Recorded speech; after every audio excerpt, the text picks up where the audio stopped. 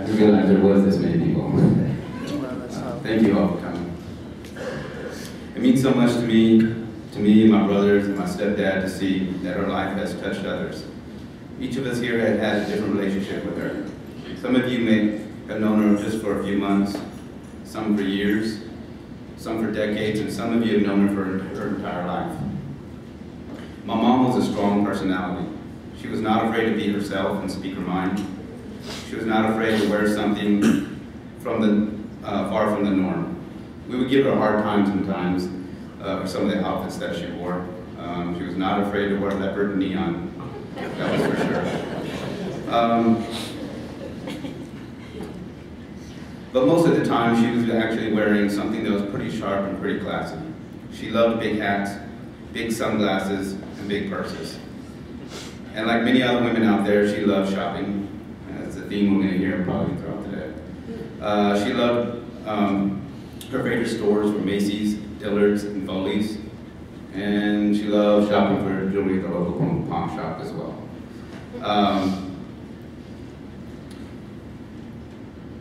She never seemed to have enough shoes or purses.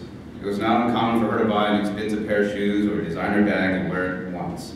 Hector swears there's even some shoes in there that she bought that she hasn't even worn yet. Once again, like many other women, she loved gold and diamonds. She was not afraid to wear some bling. As long as I can remember, she loved to make flower arrangements as well. Sometimes she made them to sell, but usually she made them to give to a friend or a relative. I loved to pick on her about her flower arrangements. She loved to make big flower arrangements, and sometimes I felt like I was walking into a jungle when I walked into her home.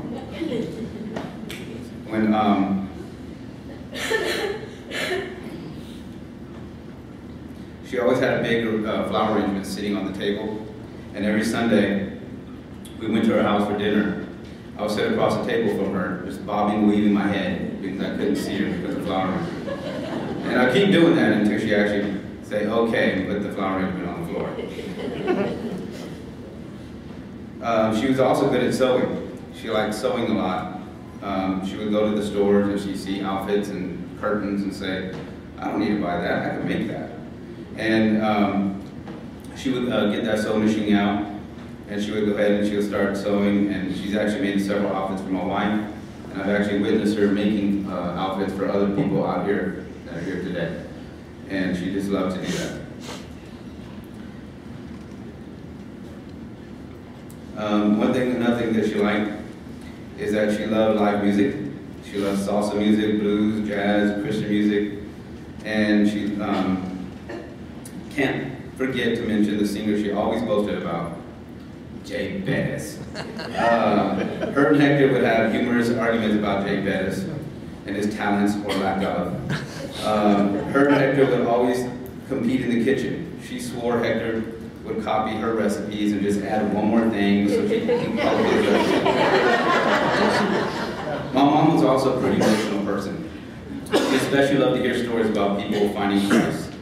She would make almost any story sound emotional. I used to pick on her that she would tell the simplest of stories and fall apart.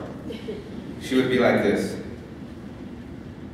Mijo, the other day, I could not find my keys as I was running late for work. I knew my keys had to be in the house, but I couldn't find them anywhere. So I prayed to Jesus. I asked Jesus, please give my keys to me so that I can go to work and keep my job. And just like that, keys were right there on the table.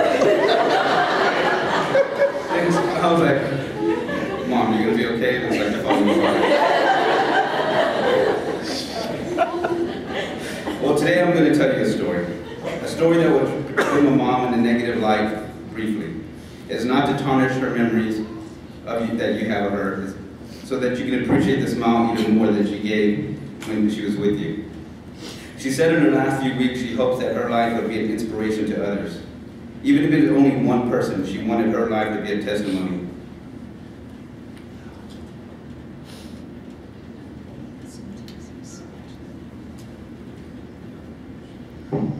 To show that God works miracles. I promise you it has a happy ending. And at least one person in this room will be inspired. Her life was like a book of chapters. In these chapters, to some she was a daughter, a sister, a cousin, an aunt,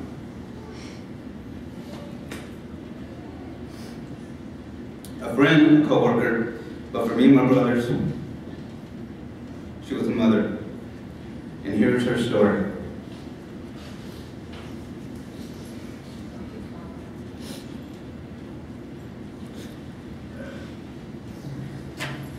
Chapter 1, Linda Marie Perez.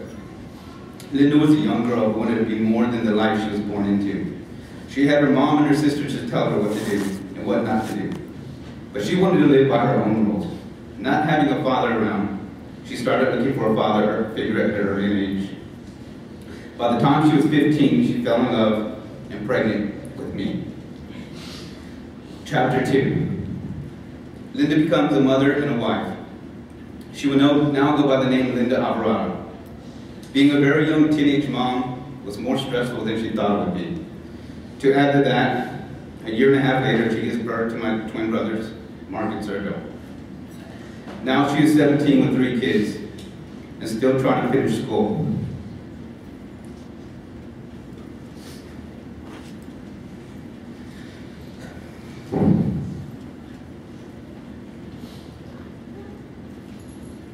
For my young parents, these circumstances proved to be too much for the marriage.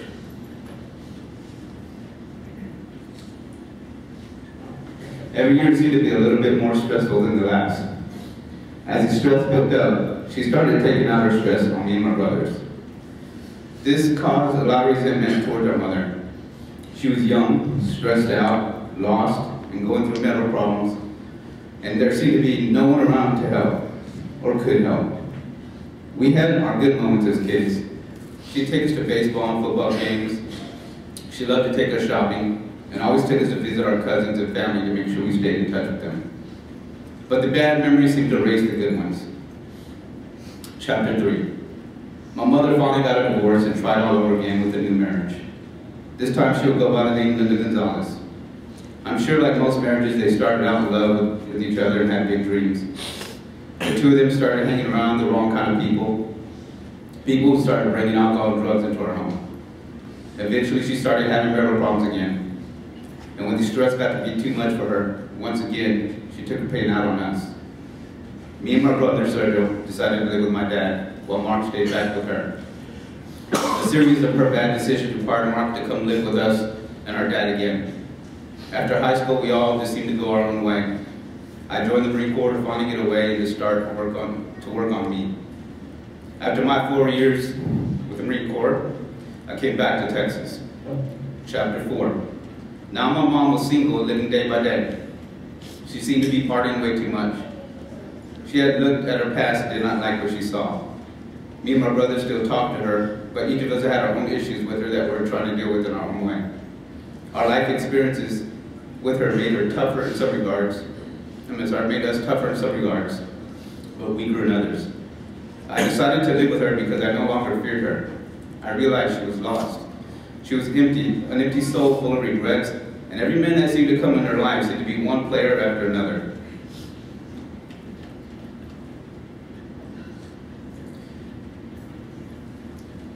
I somehow started becoming more like her big brother. Me, my brothers, and my mom, throughout the years, all tried to forget the past and start over.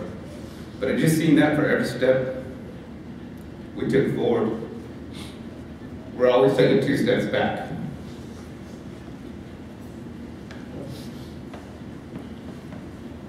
During this time of her life, I married my wife and had my first daughter. She loved my daughter, but was not crazy about my wife. I was the first to get married in our family. And up to this point, no other woman ever outranked my mom. My mom gave Katrina hell.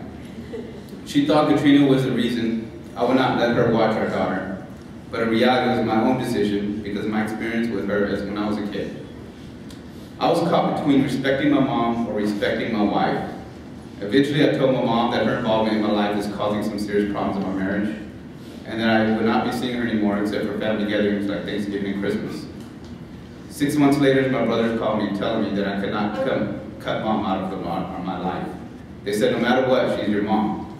I cannot say that they didn't understand, because they did understand. They lived the life that I lived. So once again, I began the process of rebuilding our relationship. Chapter 5. Rebuilding our relationship was no cakewalk. We still disagreed and argued, but something very important happened during that time. She finally found Christ.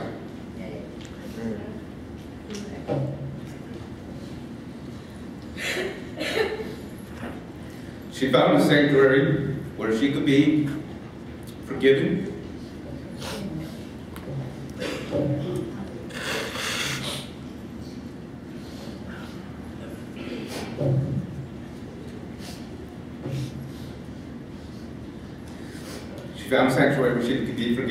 for her sins. A place where she could be born again. She quit smoking and drinking. Little by little, she stopped hanging around the people who were bad influences to her. These changes were not overnight, but over time, they became obvious. Then something else happened. After being an atheist for over 28 years, I found Christ.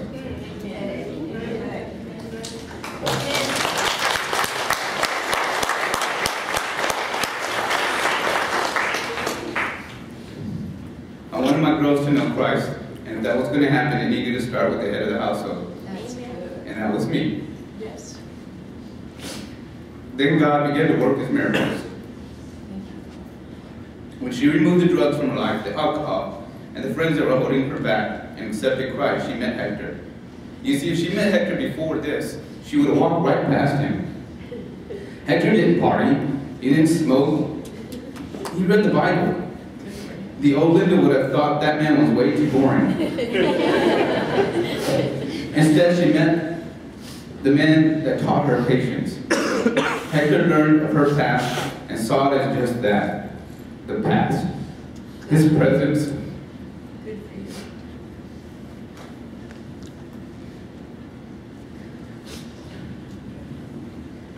His presence in her life helped my family work out our future together. She now went by the name of Linda Galindo, and I just love the way that sounds. Linda Galindo. I don't need my mother to have my same last name to accept her as my mother. For me, the best Linda I ever known was Linda Galindo. Linda Galindo had also became one of my wife's best friends. Yes, the woman she once could not stand was now a second mom to my wife. My mom even found it a compliment when people mistook her, my wife, as her daughter. She strongly believed that all things could be done through Christ, and I'm glad she finally was able to see me and my family get baptized at Lakewood Church. That was a bucket list item for her. Chapter 7, cancer. I am not sure why cancer entered her life. Just as she was finally happy with her life, she did what she was supposed to do. She took ownership of her past sins and became a better person and mom. She was a faithful tither to the church. She read her Bible. She was always buying things for people who did not have. Sometimes it was a purse, a bike, furniture, school clothes, etc. She loved to help people out that way. Many of you were surprised to hear she was even sick. We did not disclose too many details because we thought she would beat this. But this is how the timeline went. 2 years ago, my mom was told that she had polyps, which is simply an abnormal growth. She said her doctor didn't stress to her that she needed to get this checked out immediately, so throughout the next year, she slowly scheduled some tests, but only when it was convenient. A year later, she went to the Frio River with me and my brother Mark and our families. It was at the river that she got a bacteria infection, which quickly developed into a severe case of colitis. 1 month later on her birthday, September 2012, she got a call and the doctors told her that she had uterine cancer. However, the colitis was so severe that they had to treat that before they could treat the cancer. I had to go to Afghanistan for 9 months, but my wife stepped up on my behalf and was there for her for all the highs and the lows. I returned home from Afghanistan by surprising her on Mother's Day. I thought she would be telling me that the cancer was gone. Instead, I learned that she just contained the colitis enough where she could finally have her surgery to remove the cancer. She finally had a hysterectomy. They also removed lymph nodes and even scraped some bone. They said she had a tumor the size of a cantaloupe inside of her.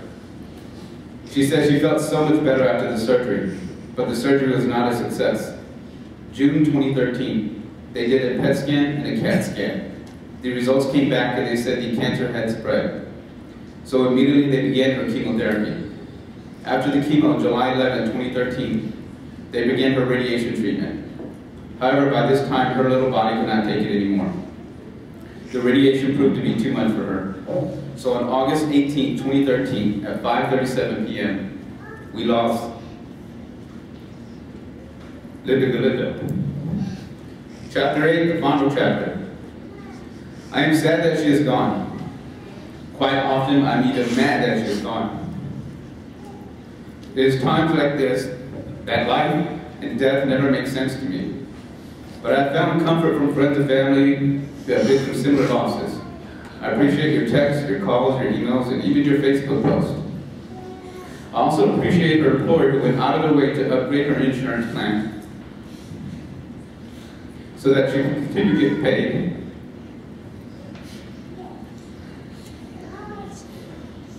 During the time she cannot work. I must be honest though, Dodie. When I saw my mom's life slipping away, I got angry with God. I did not see the point.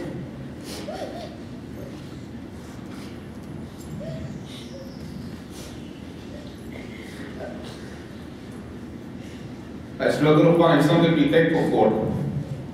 I struggle to make sense of something that seems so senseless to me. Well, I finally did find something to be thankful for. And as I thought about the troubled past we had,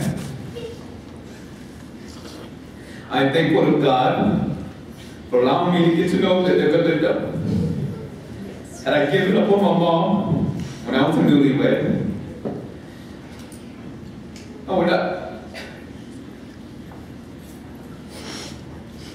I would not be speaking here today with the same sentiments. Linda Alvarado and Linda Gonzalez were my birth mother, but Linda Galinda was my mom.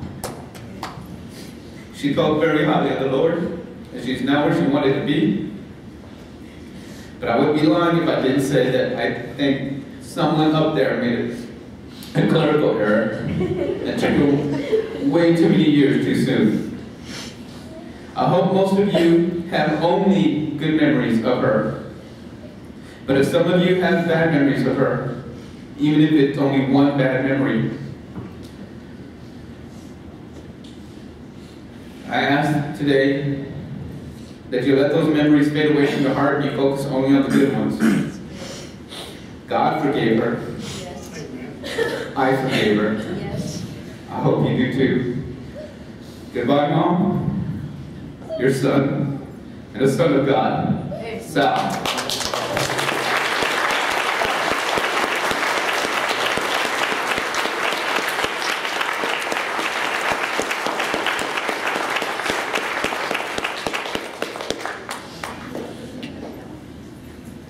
Where's Mark? Mark, will you come up and excuse me? Mark, where's Mark? Mark, would you come here? Thank you, Father. Was this eloquent, was it, what he said? He forgave his mom. If you have anything against anybody here, why don't you forgive today before you leave? Don't go away from here with unforgiveness in your heart, please. That will hinder you. It may not hurt the person that you haven't forgiven, but it would hurt you. So I want to pray for these young men. Father, I pray, Father, Jesus, they're wonderful. You kept your hand of protection upon them. I pray that you will bless them, Father. In Jesus' name, I pray that they will continue to serve you with all their hearts. They'll be the spiritual heads of their homes. Their children will be so proud that they're their fathers. And Jesus, you will bless them in a special way. Thank you that they don't have anything against anybody, and none of us do here, Father, but we forgive today, and we make all things right, and they've got treasure in heaven, and they'll see their mother again someday. And all the people said, amen.